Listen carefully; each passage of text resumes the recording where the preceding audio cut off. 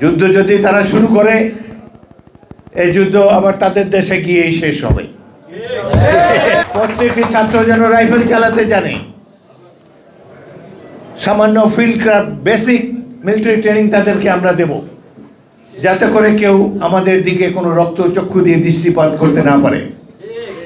আমরা যুদ্ধ করে জয়ী হয়েছি, চিরকাল জয়ী হবে বাংলাদেশের মানুষ। আমরা প্রত্যেকটি বাংলাদেশি নাগরিককে সামরিক ট্রেনিং দিয়ে প্রস্তুত করব যুদ্ধের জন্য। মমতা ব্যানার্জিকে ভালোই মনে করতাম, সৎ ভালো মহিলা, সাদাসিধা চালচলন। তিনি পর্যন্ত বলেছেন শান্তিরক্ষী বাহিনীকে আমন্ত্রণ জানাতে চান বাংলাদেশের সংখ্যালঘুদের রক্ষা করার জন্য। কত বড় মিথ্যাচার! বাংলাদেশের মতো সাম্প্রদায়িক সম্প্রীতি পৃথিবীর কোনো রাষ্ট্রে নাই। অবশ্যই আমাদের এখানে আসুক, তারা দেখে যাক। কিন্তু ভারতীয় মিডিয়া এই কল্পকাহিনী ছড়িয়ে বেড়াচ্ছে যেখানে হিন্দুদের উপরে অন্যায় বিচার করা হচ্ছে। তারা কিভাবে কল্পনা করে, কিভাবে হিসাব করে বাংলাদেশ দখল করতে কতদিন লাগবে। ভারত তাদের মনটা অত্যন্ত ক্ষুদ্র। প্রত্যেকটি প্রতিবেশী রাষ্ট্রকে তারা বিষিয়ে তুলেছে। প্রত্যেকটি প্রতিবেশী রাষ্ট্র আজ তাদের বিরুদ্ধে।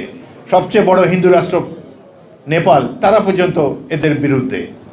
কারণ তারা এই যে দাদাগিরি করে প্রতিবেশীকে দাবিয়ে রাখতে চায়, এটি একবিংশ শতাব্দীর মানুষ তো গ্রহণ করবে না। বাংলাদেশ তো মোটেই না যারা যুদ্ধ করে স্বাধীন হয়েছে। এই দেশে আবহমান কাল ধরে সাম্প্রতিক সম্প্রীতি নিয়ে বসবাস করে আসছে। এই ধরনের কল্পকাহিনী ছড়িয়ে তারা বিশ্ববাসীকে দেখাতে চায় যে বাংলাদেশের মানুষ এক পেশে, বাংলাদেশে কারো জীবন নিরাপদ নয়। সম্পূর্ণ এই মিথ্যাচারের তীব্র নিন্দা আমরা এখানে জানাচ্ছি। শেখ হাসিনা যেভাবে দেশ থেকে পালিয়ে গিয়েছে, কাদের ভয়ে পালিয়ে গিয়েছে।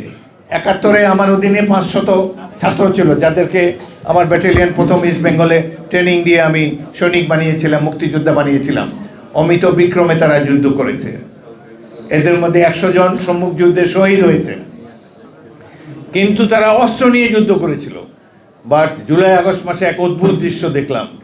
হাজার হাজার ছাত্র জনতা বাবা মাকে নিয়ে এসে উপস্থিত হয়েছে এপিসির সামনে, হেলিকপ্টারের সামনে। খালি হাতে তারা এই বিভিন্ন হাসিনা বাহিনীর মোকাবেলা করেছে। মৃত্যুভয় তাদের একেবারেই ছিল না। পৃথিবীর কোনো দেশে এই দৃশ্য দেখা যায়নি যে একজনকে গুলি করে একজন পড়ে যায়, বাকি শত শত লোক স্থিরভাবে দাঁড়িয়ে থাকে, কোনো নড়াচড়া নেই।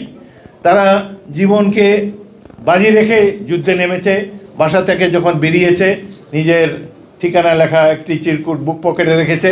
তারপর দেশের স্বাধীনতা সার্বভৌমত্বের রক্ষার জন্য জীবন উৎসর্গ করার জন্য তারা রাজপথে নেমে এসেছে। আমাদের চোখের সামনে এই দৃশ্য, পৃথিবীর অন্য কোনো দেশ এত গর্ব করতে পারবে না। নিরস্ত্র মানুষ এত সাহসী হতে পারে, এটি বাংলাদেশ ইতিহাস সৃষ্টি করেছে। সুতরাং এই ধরনের জাতির বিরুদ্ধে কোনো আগ্রাসন চালাতে হলে বারবার তাদেরকে চিন্তা করতে হবে, যত বড় শক্তি হোক। আরে ভারত তো কিছুই না, এর চাইতে আরো বড় শক্তিও যদি আসে বাংলাদেশকে কোনোদিন পদানত করতে পারবে না।